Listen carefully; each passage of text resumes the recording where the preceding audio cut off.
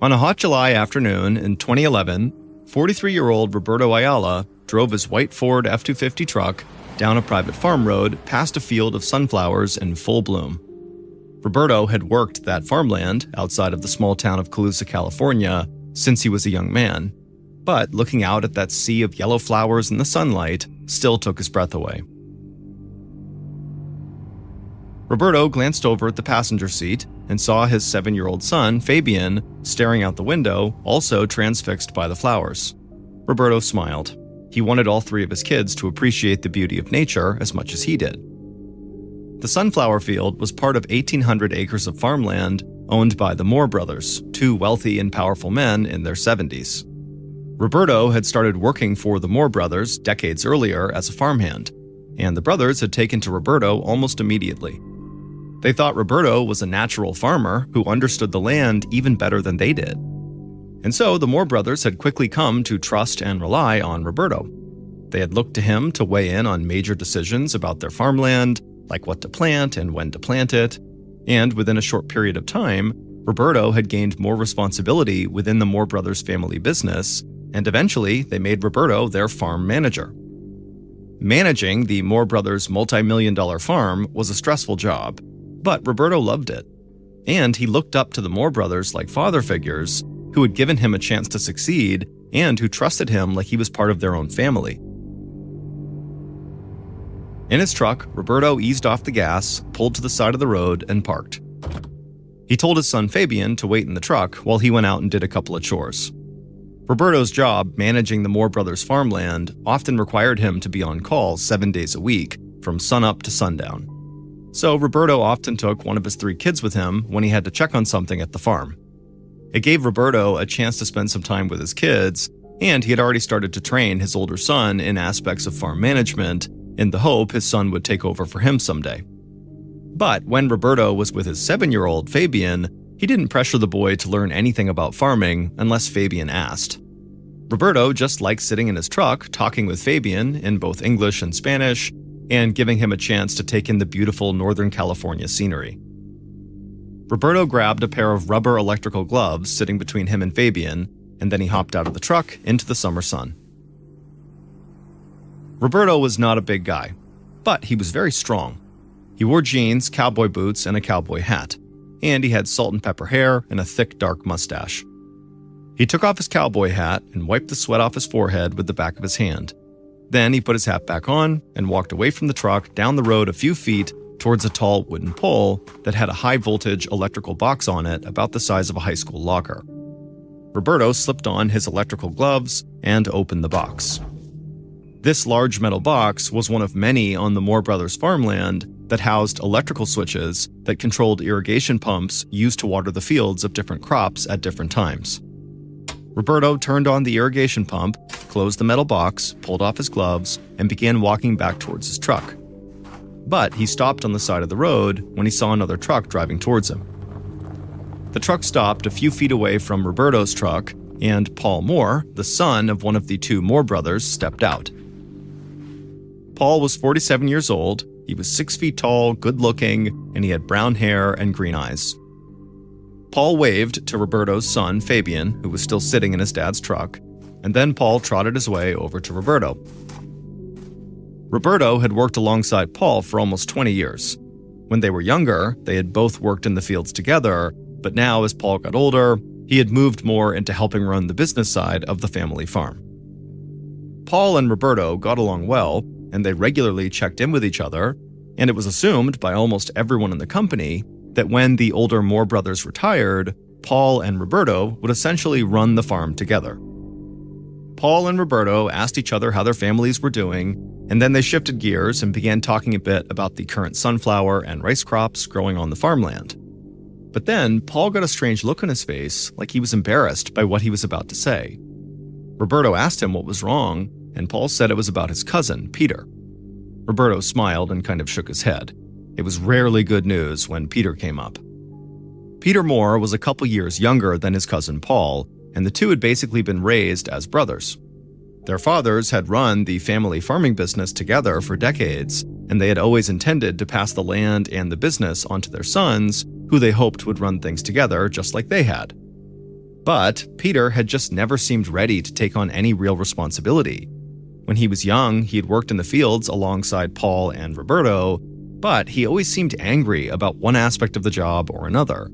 And over the years, he had gained the reputation of having a bad temper, and he spent a lot of his time complaining about the way he felt mistreated by his father and his uncle. And over the years, Peter had also made a habit of blaming a lot of his problems on Roberto. He said Roberto was arrogant and bad at his job, and that he didn't deserve the respect he got from the Moore brothers. On the side of the road, Roberto asked Paul what Peter had done. Paul took a breath and told him that Peter was looking for a fight with Roberto, like a real physical confrontation. Roberto laughed. That sounded like something a kid would say. But Paul told Roberto he was being serious. Peter had spent years taking martial arts classes, and now he wanted to literally fight Roberto. Roberto laughed again. He thanked Paul for the heads up, but he said there was no way he was going to physically fight Peter or anyone else for that matter. Then Roberto and Paul shook hands, said they'd talk soon, and walked back to their trucks. Once he was back in his truck, Roberto asked his son, Fabian, if he'd had a good time coming to work with him. And Fabian said he had, and that he wanted to come to work with his dad more often. Roberto said, "Great, it's a deal," and then he hit the gas, drove down the road, and left the field of yellow sunflowers behind them. That night, Roberto, his wife, and 3 children sat around the dinner table talking. And Roberto laughed all over again when he told his family about how Peter wanted to fight him. Fabian and his big brother laughed along with their dad, but Roberto's wife and daughter were not amused. Roberto's daughter didn't like Peter at all, and she didn't trust him. She had gone to work with her dad a lot over the years, and she was old enough to understand that Peter did have it out for her dad. In fact, Peter didn't even hide his disdain for Roberto, and she had heard Peter say mean things about her father right in front of her. But Roberto told his daughter and his wife that there was nothing to worry about. Peter was all talk, and he would never have the guts to actually try to fight him.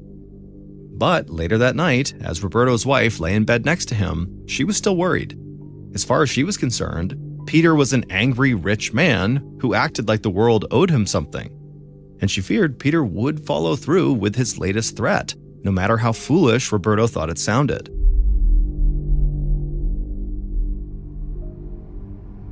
A couple of weeks later, on July 16, 2011, Roberto was back in his white Ford F-250 with his 7-year-old son, Fabian, at his side in the passenger seat. Roberto was in his usual work clothes, jeans, cowboy boots, and a cowboy hat, and Fabian wore a cowboy hat too, exactly like his dad's.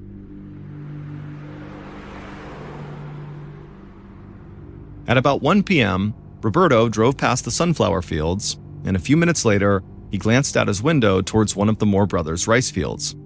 He pulled the truck over and parked on the side of the road.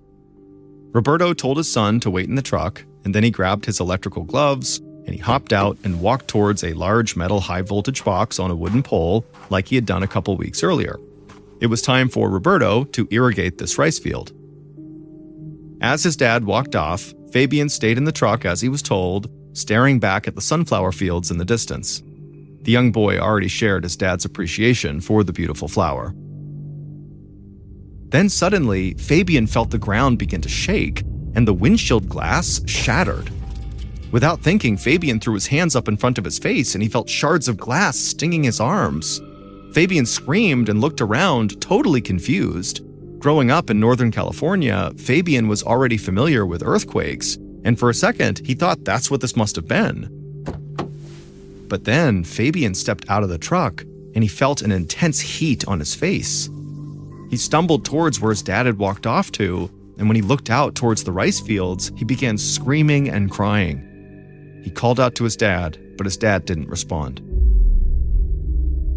Fabian looked up and down the isolated farm road, but there was nobody in sight, so the 7-year-old boy just turned around and began running back down the road towards the sunflower field. Fabian ran as fast as he could, and as he did, his cowboy hat fell off the back of his head, but Fabian didn't even stop to pick it up. He just kept on running. Several minutes later, Fabian reached the sunflower field. He'd gone to work with his dad enough to know there was a small neighborhood on the other side of this field, so he rushed into the tall stalks of the flowers and ran through the field as fast and as hard as he could. But as Fabian ran, he felt his feet sinking into the mud that recent irrigation had caused. Fabian stopped, bent down, and pulled off his shoes and socks. Then he just kept on running through the field barefoot, holding his shoes in his hands. As he ran, tears streamed down his face, mud covered his feet, and his legs felt like they were on fire. But Fabian did not stop. Finally, after running 2 miles barefoot in the hot summer sun, the 7-year-old boy burst out of the field into a clearing. He looked up and he saw a few small houses on the other side of the clearing, so despite being totally out of breath, he forced himself to just keep on running. When he reached the other side, Fabian stumbled up the walkway to the first house he came to, and he knocked on the door and screamed at the top of his lungs. Seconds later, the door flew open and a woman saw the little boy standing there yelling and covered in mud. The woman rushed out of her house, wrapped her arms around the boy, and pulled him inside. She asked him what was going on, and Fabian coughed and wheezed, and he looked up at the woman and he told her he had come from the rice field with his dad, and his dad was on fire. The woman grabbed her phone and immediately dialed 911.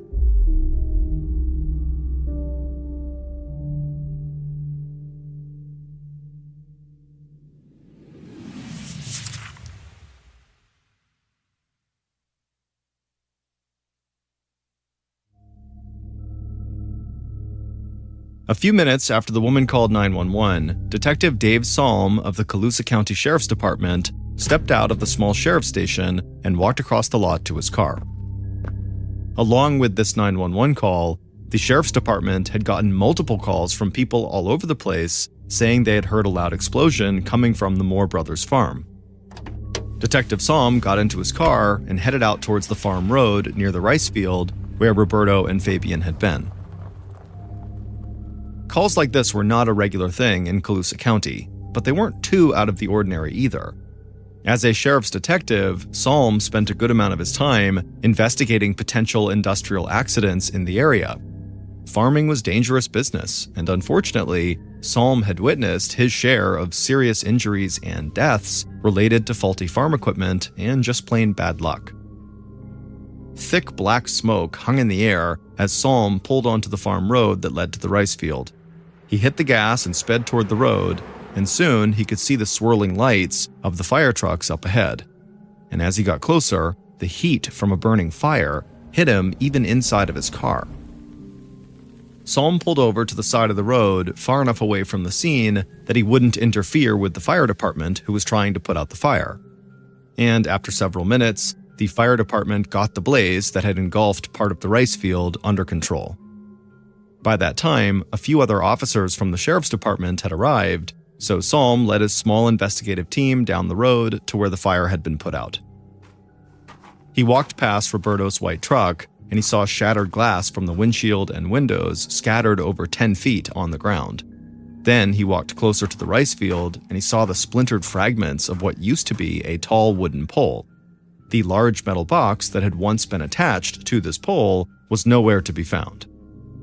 Just then, a member of the fire department approached Salm. The two men had worked together several times before. The firefighter led Salm and his team past pieces of metal on the ground and around behind one of the fire trucks. When they got back there, Salm could still see the smoke in the air and he could feel it in his lungs, and he covered his mouth and his nose and then looked down at the ground. And when he did, he shuddered. Because he was staring at the burnt remains of a person. It was the charred body of Roberto Ayala. Detective Salm tried to catch his breath, but the smoke and the shock of the sight of Roberto made it very hard to breathe. Salm had investigated plenty of industrial accidents, but he'd never seen anything even close to this. Salm knelt down to get a better look at Roberto, and it was obvious he'd been badly burned for an extended period of time. But Roberto's cowboy boots looked like they'd almost remained untouched. So Salm got down as low as he could and craned his neck to get a good look at the bottom of Roberto's boots. And he saw there were several burn holes, each an inch wide on the sole of the boots. Salm called over members of the fire department. He thought he knew what those burn holes meant, but he wanted a second opinion. So a few of the firefighters crouched down next to Salm, and they looked at Roberto's boots as well, and all of them agreed the holes on the bottom were a clear sign of electrocution. Even though the wooden pole had been obliterated, Salm knew there had been a high-voltage unit attached to it at some point.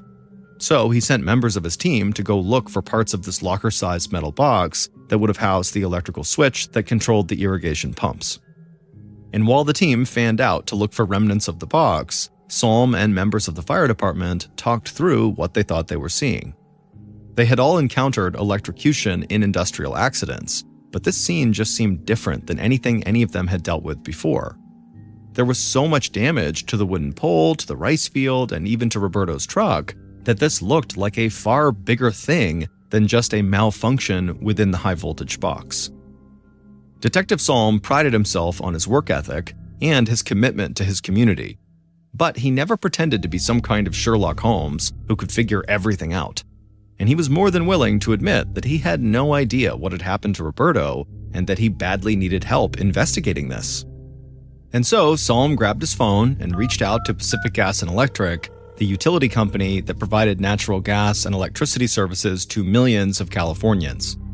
And later that day, that company sent crewmen out to the scene, but when they arrived, they felt as lost as Detective Salm was. They told him they had never seen a blast radius on that scale in any kind of incident involving a high-voltage unit like the one Roberto would have been using. Then, members of Salm's team returned to the scene with the door of the high-voltage box that was on that pole, and they said they had found it over 150 feet away from where it had first been on the pole. And when Salm and members of the fire department heard how far that door had flown from this explosion, they admitted that they really didn't know if the explosion had been an accident or if maybe it had been caused by a bomb on purpose.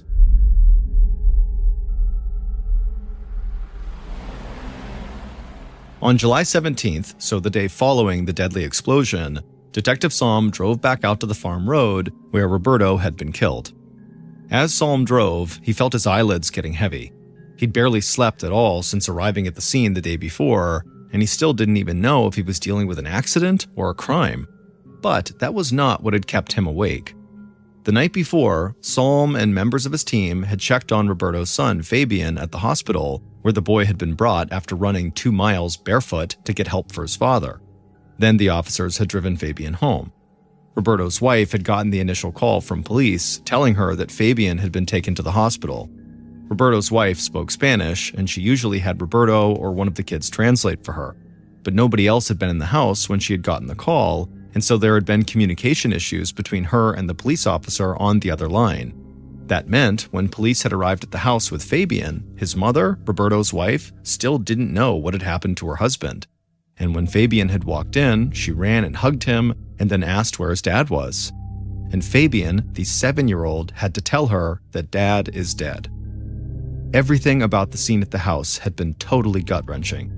Roberto's family cried, while the 2 oldest kids translated the story of what had happened to their father to their mother. And all the while, they all tried to make sure Fabian was somehow okay after having just seen his father's body burning right in front of him and then needing to run 2 miles at a dead sprint to try to get help. In his car, Salm shook himself awake and focused on the road ahead of him. And after he'd driven a couple of miles, he saw up ahead a swarm of law enforcement vehicles blocking the road. Seeing the heartbreak of Roberto's family right up close and personal had made Salm really want to figure out what had happened to Roberto as quickly as possible, and that meant he first had to determine if Roberto's death was an accident or a murder. But by the end of the previous day, Salm and the others had still been at a total loss. So Salm had done the only thing he could think of. He contacted 2 federal agencies for help: the Federal Bureau of Investigation, so the FBI, and the Bureau of Alcohol, Tobacco, and Firearms, or ATF. The ATF was the agency that investigated federal crimes involving arson, explosives, and bombs. Salm parked his car on the farm road, stepped outside, and almost instantly regretted his decision to call the feds. The appearance of the FBI and ATF had surely already terrified residents in that small town near the Moore Brothers farm, and those agencies could completely overwhelm a county's resources while taking over from local law enforcement. Salm smiled and waved at the big group of feds out in front of him as he approached a particular ATF agent who was on the scene, But all Salm could think about was how he had possibly brought this circus to town for nothing more than maybe just an industrial accident. The ATF agent he approached introduced himself to Salm. The agent was tall and skinny, and he wore glasses, and Salm thought the guy seemed oddly excited for somebody who was in town to investigate a horrible death. But the ATF agent told Salm that they found evidence he needed to see. The agent led Salm down the road past several other members of the ATF and also the FBI, and then walked him over to a large piece of metal that was laid out on the ground. The agent said someone had found this piece of metal in a canal not far from the rice field and brought it to the agents because the person thought it might have something to do with the explosion that had occurred. And the agent said that that person was right. He crouched down and motioned for Salm to do the same, and then once they both were down there, the agent pointed to a series of markings on this piece of metal. Salm just stared at the agent and asked him what they were looking at. The agent said he would need to run a series of tests on the metal fragment to determine exactly what had happened, but the markings on the piece clearly indicated that some type of bomb had been detonated in the high-voltage box that housed the switch for the irrigation pump. In short, the agent said this had not been an accident at all. Somebody had definitely murdered Roberto Ayala. Detective Salm exhaled and his shoulders relaxed. He was horrified that somebody would want to kill Roberto, a man who was well liked in the area, who was also a husband and a father. But this news at least let Salm know that he had been right to ask for help from the FBI and ATF because this was a crime. The ATF agent told Salm it would take some time for them to search the entire site and to run all the tests they needed to run, but Salm could definitely launch a murder investigation immediately. Salm thanked the agent, and then he headed back to the sheriff's station to regroup with his investigative team and to inform them they now had a very public murder case on their hands. But it didn't take long for investigators to get their first lead. That afternoon, Salm got a call from a guy who said he had to talk to him immediately. The man's name was Paul Moore, and he said he might know who killed Roberto.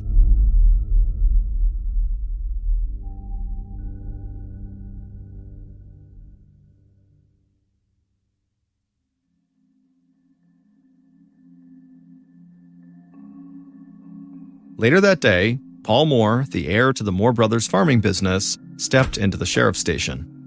Salm had been waiting for Paul to arrive, and so when he did, he went right over to him, shook his hand, and thanked him for coming in. Everybody in the sheriff's department knew Paul well from just living in the area, and they were used to seeing him laughing, telling stories, and pretty much just lighting up any room he walked into. But Salm could tell on this day, something was very wrong. Paul looked pale and worried, and when he greeted Salm, his voice was quiet and shaky. Salm, along with another detective, led Paul into a small office and closed the door behind them so they could talk privately. Paul took a seat at a small table, and the detective sat down across from him. Then Salm asked Paul what prompted him to reach out to police. Paul cleared his throat, and then in a quiet voice, he told them what had happened over the course of the last day. Paul said that he and his father had been eating a late lunch together when they got the call about Roberto. At first, both men had just sat there in shock. Roberto was like part of their family, and they couldn't even come to terms with the fact that he was now gone. But once they heard there had been some sort of explosion and that's what had killed Roberto, they immediately began to blame themselves. Everyone in the company, including Roberto, was diligent about keeping their equipment as safe as possible. So the idea that a faulty electrical box had just killed Roberto just destroyed Paul and his father. But then, earlier that morning, after the ATF and FBI had rolled into town, Paul and his father knew something else was going on. And because of their status in town, they had been able to get information quickly about what appeared to be a criminal investigation, not a query into an industrial accident. Salm and the other detective nodded and said Paul was right. There was no use pretending the Moore family didn't know everything about what was happening on and around their farm at all times. But Salm then followed up and said, well, okay, but why did that prompt you to reach out? Paul looked both detectives in their eyes, and he said as soon as he realized somebody may have killed Roberto, there was only one person who came to mind, and that was his own cousin, Peter. A look came across Saul's face like he'd just heard the most obvious thing ever, and he couldn't believe he hadn't already thought of it. Detective Saul, like almost everyone in town, knew about Peter's bad temper and about his strained relationship with his father and his uncle. Paul said that his cousin Peter had always been a total jerk to Roberto, and just recently, he had even threatened to physically fight Roberto. Paul usually just told himself that his cousin was all talk and that he would never actually do anything to Roberto, but recently, Paul said Peter really seemed more angry than usual at Roberto. Paul reached into his pocket and pulled out his phone. His hand was shaking as he pulled up text messages between him and his cousin Peter. Paul held out the phone, and the detective working with Saul took it from him. Then he and Saul scrolled through a series of text messages that Peter had sent to Paul over the past couple of weeks, and in these texts were a series of very harsh criticisms of Roberto. Peter had messaged Paul to tell him that the rice fields were a total mess and that it was all Roberto's fault, and that Roberto really needed to be fired. There were also text exchanges between the cousins in which Peter talked openly about wanting to physically attack Roberto. After talking a bit longer, the conversation reached its natural conclusion, at which point Paul got up and Saul thanked him for coming in, and then after Paul had left, Saul quickly gathered the other members of his team. Peter's very hot-tempered reputation and those text messages they had just seen were enough to immediately make Peter their primary suspect. But there was something else that jumped out to Detective Saul. The ATF agent that Saul had met with said he believed whoever planted the bomb that killed Roberto would have to understand how the electrical equipment worked, because the bomb had been connected to the high-voltage system used to start the irrigation pumps. And Detective Saul knew that Peter had spent the bulk of his life on the family farm, and he had grown up learning every aspect of the business, so he would absolutely know how the electrical equipment worked. So Saul didn't waste any time. Using the text messages from Paul and evidence the ATF and FBI had found at the crime scene, Saul secured a warrant to search Peter's house and to conduct around-the-clock surveillance on him. Saul hoped he could bring this case to a close within a couple of days. On July 19th, so 3 days after the explosion that killed Roberto, Detective Saul and his team rifled through everything inside of Peter's house. As Saul led the search, one thing kept coming into his mind, and it wasn't Peter's possible guilt or even the explosion itself. It was the bravery that Roberto's 7-year-old son Fabian had shown. This boy had been just feet away from the explosion. Shards of glass literally had flown at him, and he had seen the horrific sight of fire ravaging his father's body. But this little kid had turned and ran miles to get help. As terrified as he must have been, he had done everything he could to try to save his father. So Saul told himself that he not only owed it to Roberto to solve this case, he also owed it to Fabian. It was Saul's job now to do everything he could, just like Fabian had done. Saul was standing in Peter's home office when a deputy came in to tell him that Peter and his wife had just pulled up in front of the house. Saul nodded and went to meet them. Peter was already rushing towards the front door when Saul stepped outside, and Peter started yelling immediately. He wanted to know what the police were doing there, and Saul told him they had a search warrant, and so Peter knew right away that he had to be a suspect in Roberto's murder. Then Peter did something that took Saul by complete surprise. Right there in front of his wife and other police officers, Peter launched into a tirade about how arrogant Roberto had been and how he had never liked Roberto. But Peter said that just because he didn't like Roberto, it didn't mean that he, Peter, was a killer. After this exchange, Saul just nodded and walked back into the house to continue the search, while other officers stayed outside with Peter and his wife. The initial search of Peter's property didn't provide police with a smoking gun or anything like that, but they did confiscate Peter's computers and his cell phone. And when Saul left the house, he was still convinced Peter was the killer. This guy couldn't even contain his hatred for the victim, while police were actively searching his house.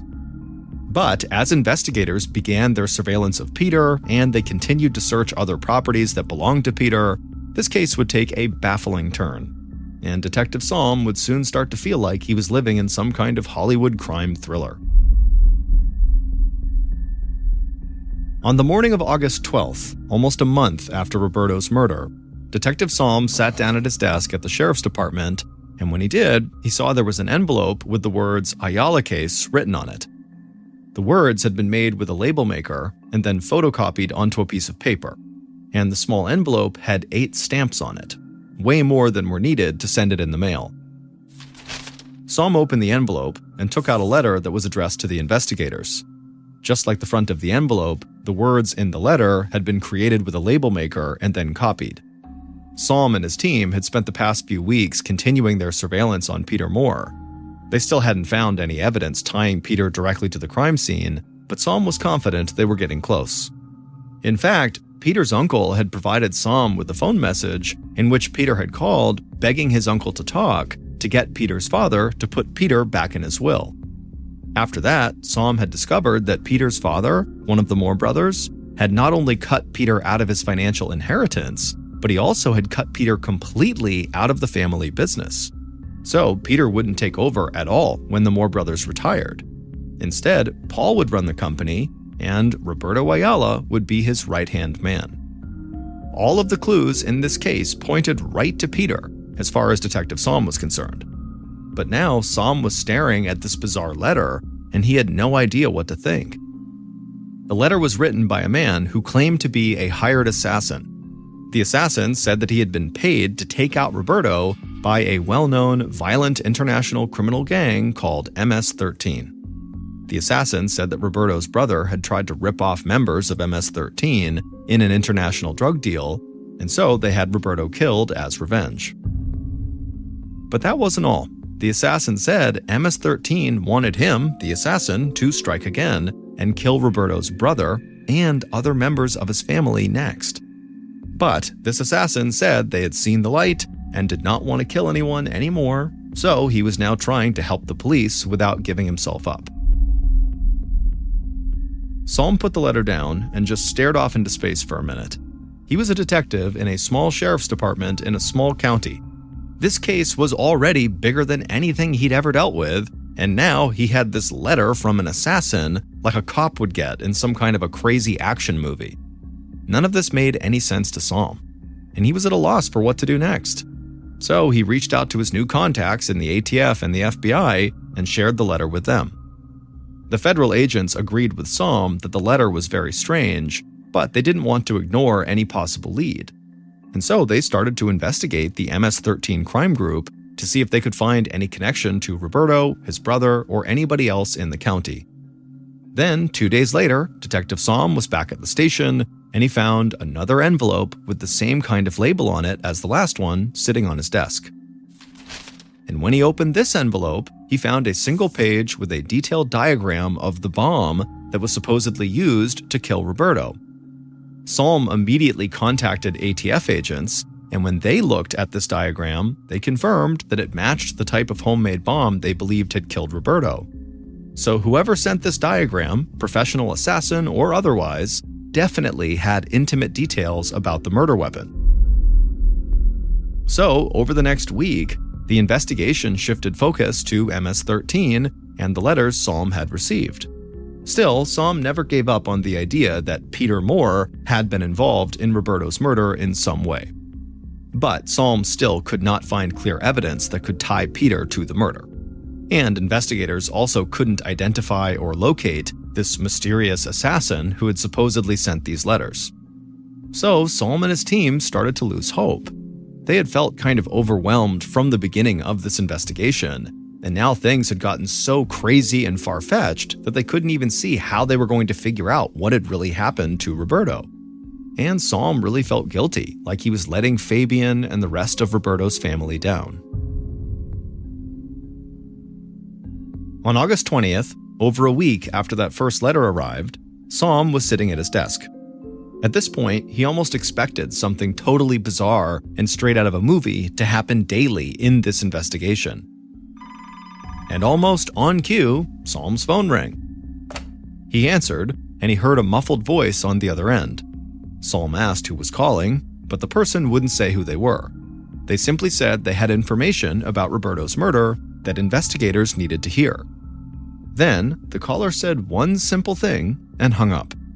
And once again, Detective Salm sat there stunned. This just seemed like more crazy movie stuff to him. But then he felt a jolt of energy. Something the anonymous caller said suddenly made complete sense to Salm. He got up from his desk and called his team together. Then he contacted the federal agents who had been working with them. Salm told them all about this phone call he just got, and then he showed them a piece of evidence that he thought supported what the caller had just said. And everyone on the team thought Salm was definitely onto something. It would take several weeks for investigators to put everything together, but they would eventually figure out what happened to Roberto out on that isolated farm road.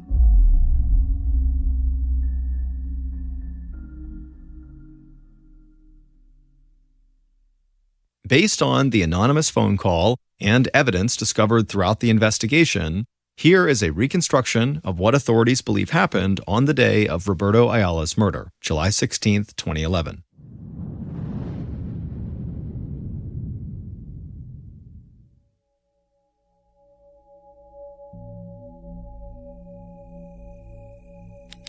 A flashlight clicked on, but it was still very dark on the secluded farm road.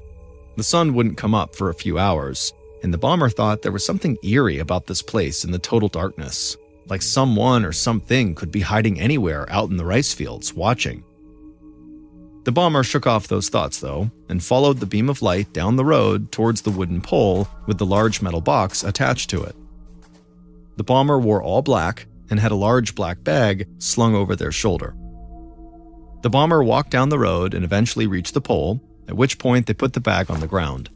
Then they opened up the high-voltage metal box and then crouched down and unzipped their bag. They shined the flashlight into the bag, and they could see the homemade pipe bomb they'd constructed. It hadn't been easy, but everything they had read made them feel confident that this pipe bomb would function the way it was supposed to when the time came. The bomber reached into the bag and slowly and carefully began to set up the pipe bomb inside of the metal box. There was a line that would be pulled when the door to the box was opened and the irrigation switch was flipped, and that line would engage a trigger that would set off the explosives inside of the pipe bomb. As the bomber worked, they could feel sweat dripping down their forehead, but they took a deep breath, kept their hands steady, and finished the job. The bomber closed and locked the door to the metal box and exhaled. Then they walked back down the farm road to their vehicle and drove into the darkness. Now all they had to do was wait. A broken heart.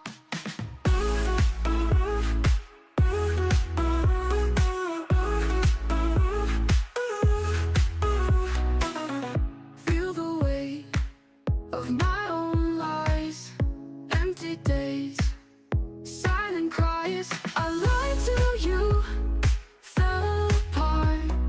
Now I'm lost in a broken heart. Feel the weight of my own lies, empty days, silent cries. I lied to you, fell apart. Now I'm lost in a broken heart. Hours later, at around 1 p.m., Roberto parked his white F-250 truck on the road and told his son Fabian he'd be right back. Roberto stepped out of the truck, and before he began walking down the road, he turned around and glanced back at his truck, and he smiled. He could see Fabian looking back at the sunflower field in the distance. Roberto turned back around and continued walking towards the pole, and as he did, he put on his electrical gloves, and then when he reached the pole, he opened up the door to the high-voltage metal box and flipped the switch to start the irrigation system. The explosion was enormous and instantaneous, and Roberto actually died instantly from electrocution coming out of the box. But as his body fell to the ground, it was wreathed in flames caused by the explosion of the pipe bomb. The ground shook, and in the truck, Fabian was covered in pieces of glass from the shattered windshield and windows, but Fabian remained courageous and leapt out of the truck and ran towards his father, who was literally on fire. Fabian thought about trying to reach through the flames to pull his dad's phone out of his jeans pocket to try to call for help, But the fire was just too much. And so after taking one last look at his dad, the 7-year-old turned and just started running. Later that afternoon, one of the Moore brothers' phones rang. It was the police, and they were telling him what had happened to Roberto. He hung up and he started crying. Then he looked across the table and told his son what he just heard. His son looked stunned. He said there was no way this could be true. But as an outward expression of hurt and confusion came across the son's face, internally, the son felt completely relieved because he knew his homemade pipe bomb had just worked. Paul Moore had killed Roberto, not his cousin Peter, who Paul immediately had thrown under the bus. It would turn out that Paul hated Roberto just as much as Peter did, but Paul did a better job hiding it. And when Peter had lost his inheritance and his chance to someday run the family farm, Paul had begun to fear that his father and uncle could do the same thing to him. And then the Moore brothers had begun to talk about possibly making Roberto a financial partner in the business, and at that point, Paul had just had enough. And so Paul got to work building his pipe bomb. He knew Roberto's irrigation schedule, so he knew exactly when and where to plant the bomb. While he waited for the day to come that he would be able to kill Roberto, Paul began accumulating evidence that would send investigators directly to his cousin Peter. In fact, Paul was the man who had brought ATF and FBI agents the piece of metal found in the canal that made it clear Roberto had been killed with a bomb. But when investigators failed to arrest Peter right away, Paul had decided he would need to throw them even further off of his trail. Paul was the one who had created the letters from the assassin, and he had dreamed up the story about Roberto's brother being connected to MS-13. Paul thought it was a perfect plan, like something right out of a movie. But it was actually the fake assassin letters that eventually got Paul busted. The anonymous caller who contacted Detective Salm told him that he was looking into the wrong cousin. Paul, not Peter, was the guilty party. At first, Salm had thought the anonymous caller was maybe just Peter trying to now throw suspicion on Paul, but then, as Salm thought about it, something from early on in the case came back to him. In the text message exchanges between Peter and Paul often used numbers as abbreviations for words, like using the number 4 in a sentence like, "I have something for you." He would actually put the 4 instead of FOR. And when Salm went back to the letters from the supposed assassin, it turned out the assassin used the same type of abbreviations. And so with this anonymous call, which by the way would stay anonymous, we don't know who called that in, and the connection between Paul's texts and the assassin's letters, Salm and his team searched Paul's home. And tucked away in his office, they found evidence that did link him to the diagram of the bomb that the alleged assassin had sent to the police. And soon after that, police arrested Paul. Paul was found guilty of murder and sentenced to life in prison without parole. Roberto's son, Fabian, who had so bravely tried to run to save his father on the day he was killed, spearheaded a project to erect a memorial in his father's honor at the elementary school where Roberto had gone as a child. And in 2022, Fabian graduated from high school as a varsity football and soccer star.